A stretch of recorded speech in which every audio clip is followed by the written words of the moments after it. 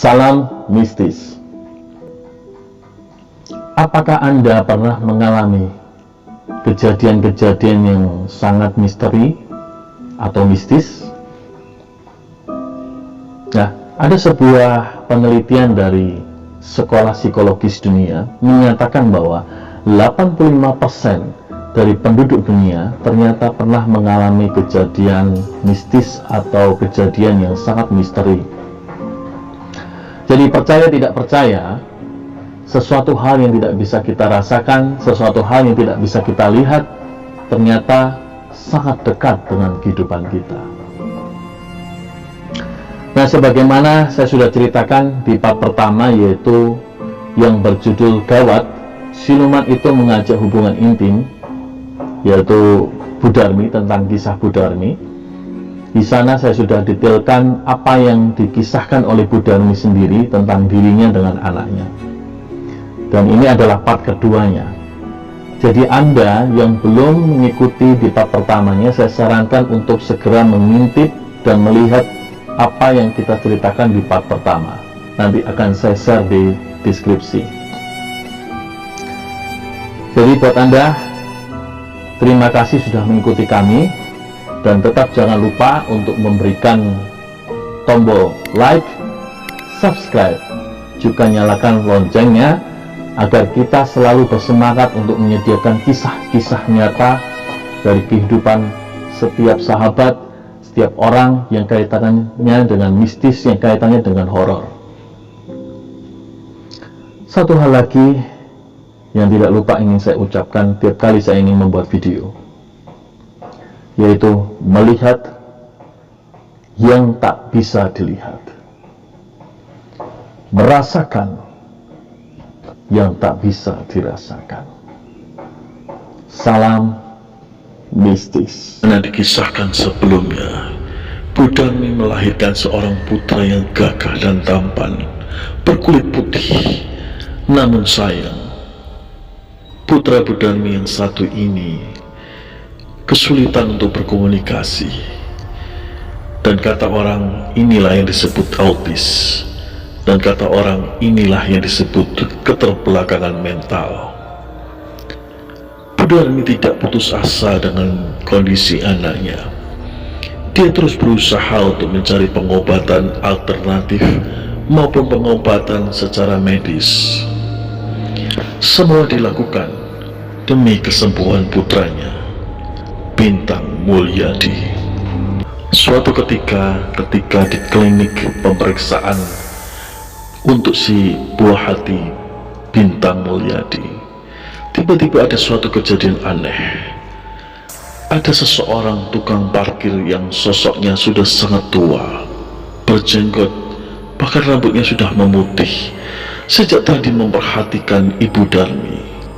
Ada apa gerangan? Nuwun sewu Ibu, kampunten, nuwun sewu.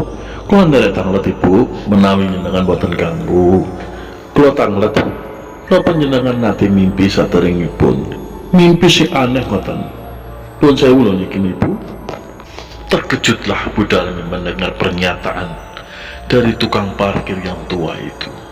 Bagaimana dia bisa tahu bahwa ada satu mimpi yang selalu mengganggu pikirannya? Ya, mimpi saat ada sosok seorang pria yang mengajak hubungan intim. Lalu tukang parkir itu tiba-tiba menjelaskan sesuatu. Ngapunten saderengipun Ibu, ngapunten. Niku sosok siluman sing nate ngawula ten mbah kula. Niku nek jenengan kepingin putranipun panjenengan boleh monggo pinarak ten griya kula. Monggo kula kersani kula rantos njenengan ten griya kula. Dengan rasa penasaran yang tinggi dan juga semangat ingin menyembuhkan putranya yang tersayang, maka Budarmi segera mengikuti petunjuk bapak parkir itu yang tua menuju ke rumahnya. Dan di sanalah terbukalah tabir misteri tersebut. Terkuaklah apa yang terjadi dengan dirinya. Terkuaklah apa apa maksud dari semua mimpi yang selama ini mengganggu pikirannya. Ngapunten, Ibu, nyenengan mimpi kalian sosok seorang pria yang gagah perkasa niku aslinipun siluman dugi kali celak kalian griyane panjenengan. Sebagaimana diceritakan Bu Darmi, secara jelas Bapak tua itu menjelaskan dengan detail apa yang terjadi dengan mimpinya. Jadi sosok itu ternyata adalah siluman buaya putih yang bersemayam di kali dekat rumahnya. Siluman ini sangat menyukai Bu Darmi dan menginginkan keturunan untuk dijadikan pangeran di istana siluman buaya putih. Dijelaskan secara jelas, ternyata bapak tua yang disebut bapak parkir tersebut ternyata bukan orang sembarangan. Di masa lalunya, bapak tua tersebut sering mampir ke kerajaan siluman buaya putih tersebut. Lalu bapak tersebut menjelaskan bahwa putranya Bintang Mulyadi sebetulnya ruhnya atau sukma batinnya sedang dipegang oleh bapaknya, yaitu raja dari siluman buaya putih, sedangkan jasadnya, raganya dipegang oleh Bu Darmi. Bapak tua itu menjelaskan kembali bahwa dirinya ingin bermaksud membantu Bu Darmi untuk menyatukan kembali sukma dari Bintang Mulyadi menyatu secara sempurna di raganya yang dipegang oleh Bu Darmi. Jadi mau gak mau, bapak tua itu harus merebutnya dan bertarung melawan Raja Siluman Buaya Putih. Di depan mata Bu Darmi sendiri, bapak tua itu segera bersila memohon untuk mengheningkan suasana. Entah apa yang dilakukan bapak tua itu. Setelah membakar dupa, kemudian berkomat kamit, lalu seolah suasana tiba-tiba berbeda. Ya, bapak tua itu sedang meraga sukma, kemudian meminta secara baik-baik sukma yang dipegang oleh siluman buaya putih. Namun karena kedua belah pihak tidak menemukan jalan keluar, maka terjadilah pertukaran, terjadilah pertikaian antara bapak tua tersebut dan Raja Siluman Buaya Putih. Setengah jam berselang, Bu Darmi melihat ada muntahan darah segar dari bibir bapak tua tersebut. Apakah yang terjadi? Apakah bapak tua itu menjadi kalah? Tiba-tiba bapak itu membuka matanya secara perlahan dan memberitahu bahwa dirinya sudah berhasil mengalahkan Raja Siluman tersebut.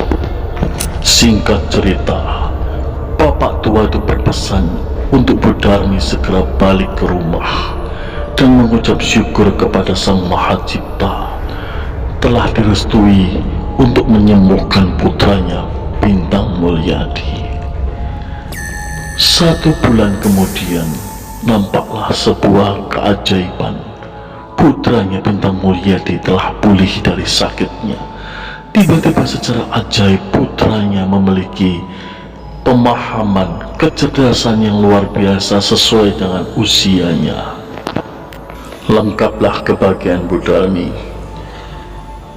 mempunyai anak yang tampan dan memiliki otak yang cerdas. Tetapi Bu Darmi lupa bersyukur kepada Sang Maha Cipta. Lalu 2 tahun kemudian, Bintang mengalami kemunduran dari segi fisiknya. Tiba-tiba tubuhnya kaku dan mengecil hingga tidak bisa digerakkan. Untuk urusan makan pun sang ibu harus menyuapi, dan untuk urusan ke belakang sang ibu harus melayani. Ya, itulah yang terjadi dengan Bintang. Meskipun pintar, tapi tubuhnya semakin lama semakin lumpuh, seolah-olah saripati raganya tersedot oleh kekuatan yang tak kasat mata. Akhirnya Bintang mengembuskan nafas terakhir. Dia meninggal dunia di saat usianya sudah menginjak 7 tahun. Inilah kisah dari Budarmi. Budarmi memiliki kisah yang tak akan bisa dilupakan sepanjang hidupnya.